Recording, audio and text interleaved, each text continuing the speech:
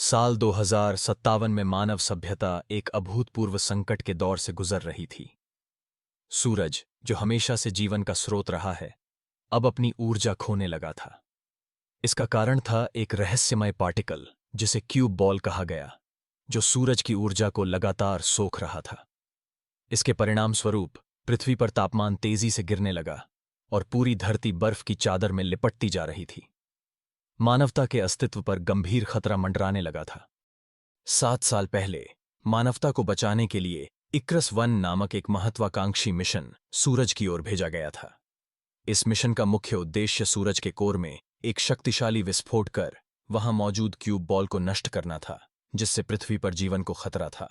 हालांकि मिशन के दौरान इक्रस 1 अंतरिक्ष में कहीं खो गया और उसका कोई सुराग नहीं मिला।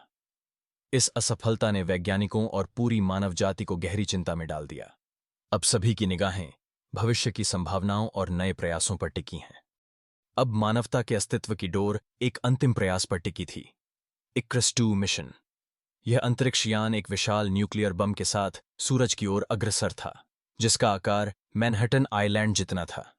मिशन का उद्देश्य था इस बम को सूरज में विस्फोटित कर उसकी ऊर्जा को पुनर्जीवित करना। पूरी पृथ्वी की उम्मीदें इसी मिशन पर टिकी थीं, क्योंकि यही आखिरी मौका था जिससे जीवन को बचाया जा सकता था।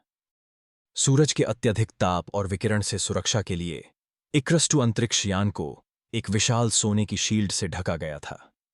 यह शील्ड न केवल जहाज की बाहरी सतह को बचाती थी, बल्कि उसके अंदर मौजूद क्रू को भी घातक ऊर्जा से सुरक्षित रखती थी। सोने की यह परत सूर्य की तेज रोशनी और रेडिएशन को परावर्तित कर देती थी, जिससे यान के भीतर का तापमान नियंत्रित रहता था।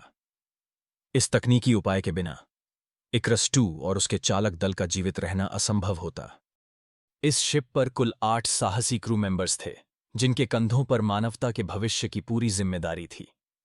इन सभी का नेतृत्व कैप्टन कनेडा कर रहे थे, जो अपने साहस और निर्णय क्षमता के लिए जाने जाते हैं। उनके साथ फिजिसिस्ट कैपा भी थे, जिन्होंने बम के निर्माण में अहम भूमिका निभाई थी और उसे सफलतापूर्वक डेटोनेट करने की जिम्मेदारी भी उन्हीं के पास थी। इन दोनों के नेतृत्व में पूरी टीम एक कठिन और चुनौतीपूर्ण मिशन के लिए तैयार थी। इस मिशन की टीम में विभिन्न क्षेत्रों के विशेषज्ञ शामिल थे। इंजीनियर मैस तकनीकी समस्याओं का समाधान करते थे, जबकि डॉक्टर सरल चिकित्सा संबंधी जिम्मेदारियां संभालती थीं। पायलट कैसी नेविगेशन और उड़ान संचालन में माहिर थीं, और बॉटनिस्ट कोरा पौधों तथा जैव विविधता का अध्ययन करती थीं। कम्युनिकेशन ऑफिसर हार्वी संचार व्यवस्था को सुचारू बनाए रखते थे, और नेविगेशन ऑफिसर ट्रे मार्गदर्शन में सहायता करते थे। इन सभी के साथ एआई कंप्यूटर एक्स मिशन के हर पहलू की निगरानी और प्रबंधन करता था। मिशन की शुरुआत से अब तक 16 महीने बीत चुके थे और हर कदम योजना के मुताबिक आगे बढ़ रहा था। हालांकि जैसे जैसे अंतरिक्ष यान सूरज के करीब पहुंच रहा था, टीम के सदस्यों के मन में चिंता और तनाव भी बढ़ने लगा था।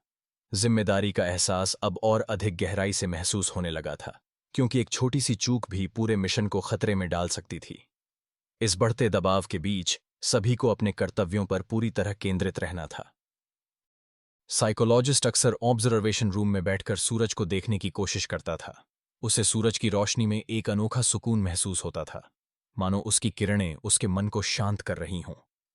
लेकिन सूरज की तेज और खतरनाक चमक उसके चेहरे पर असर डालती, जिससे उसकी त्वचा झुलस जाती थी। यह अनुभव उसके लिए राहत और खतरे का मिश्रण बन जाता था। जैसे जैसे मिशन आगे बढ़ा, क्रू मेंबर्स के बीच तनाव और मतभेद बढ़ने लगे।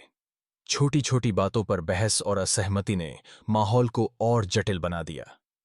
टीम वर्क में आई दरारों ने मिशन की सफलता पर सवाल खड़े कर दिए। इन चुनौतियों के बीच सभी को अपने व्यक्तिगत भावनाओं पर नियंत्रण रखते हुए मिशन के उद्देश्यों पर ध्यान केंद्रित करना और भी कठिन होता गया। शिप आखिरकार बुध ग्रह के पास पहुंच गई, लेकिन वहां पहुंचते ही सूरज से निकलने वाली सोलर फ्लेयर्स ने पृथ्वी के साथ सभी संचार को बाधित कर दिया। इस अप्रत्याशित स्थिति ने क्रू के मन में चिंता और निराशा भर दी। अब वे पृथ्वी से किसी भी प्रकार की सहायता या मार्गदर्शन प्राप्त नहीं कर सकते थे, जिससे उनका मिशन और भी चुनौतीपूर्ण हो गया। मरकरी के अंधेरे हिस्से से गुजरते समय हार्वी को अचानक एक हल्का सा सिग्नल प्राप्त हुआ। यह कोई सामान्य संकेत नहीं था, बल्कि 7 साल पहले लापता हुए इक्रस 1 मिशन का डिस्ट्रेस सिग्नल था। इतने वर्षों बाद इस संकेत का मिलना न केवल चौंकाने वाला था, बल्कि कई अनसुलझे सवालों को भी जन्म देता है। हार्वी के लिए यह खोज एक नई जिज्ञासा और संभावित रहस्य का संकेत बन गई। एक्रस 1 से सिग्नल प्राप्त होना वास्तव में हैरान करने वाला था। लंबे समय से सभी को विश्वास था कि यह जहाज अब अस्तित्व में नहीं है और किसी दुर्घटना में नष्ट हो चुका है। वैज्ञानिक और अंतरिक्ष एजेंसियां भी इसकी खोज बंद कर चुकी थीं। ऐसे में अचानक उसका सिग्नल मिलना न केवल आश्चर्यजनक था, बल्कि इससे कई नई संभावनाएं और सवाल भी खड़े हो गए। यह घटना अंतरिक्ष अन्वेषण के इतिहास में एक महत्वपूर्ण मोड़ साबित हो सकती है। क्रू के सदस्यों के बीच गहन चर्चा शुरू हो गई। कुछ लोग मानते हैं कि एक्रस 1 की सहायता करना उनकी नैतिक जिम्मेदारी है, जबकि अन्य का तर्क है कि उनका मुख्य उद्देश्य मानवता को बचाना है, जिसे किसी भी कीमत पर प्राथमिकता दी जानी चाहिए। इस बहस ने टीम के भीतर असमंजस और तनाव पैदा कर दिया। सभी को यह निर्णय लेना कठिन लग रहा है कि तात्कालिक मानवीय सहायता महत्वपूर्ण है या दीर्घकालिक मिशन की सफलता।